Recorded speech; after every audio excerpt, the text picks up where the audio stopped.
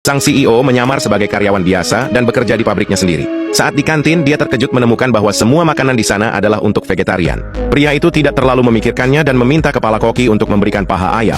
Kepala koki tidak hanya mengatakan tidak ada, tetapi juga memarahinya dengan kasar. Melihat sikap kasar sang koki, pria itu ingin memberinya pelajaran. Tapi seorang rekan kerja di dekatnya menghentikannya, lalu membawa pria itu ke meja untuk makan sambil mengobrol. Dari obrolan itu, pria itu mengetahui bahwa mereka sudah lama tidak menyajikan hidangan daging. Saat dia masih bingung, seorang anak muda kaya berjalan mendekat dan langsung duduk di sebelahnya. Tak lama, sang koki segera membawakan makan siang mewah. Pria itu heran, langsung bertanya apa yang terjadi.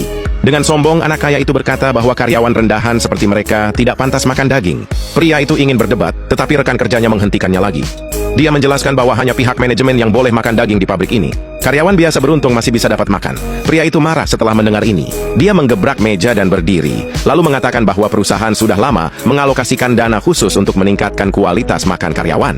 Jadi, mengapa hanya para pemimpin yang boleh makan daging? Siapa yang membuat aturan itu?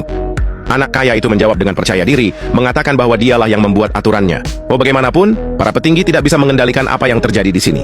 Di tempat ini, dialah bosnya. Ternyata, anak muda itu adalah putra direktur pabrik. Dia memanfaatkan statusnya untuk menindas pekerja dan untuk menghukum pria itu, dia menyuruhnya berlutut dan meminta maaf.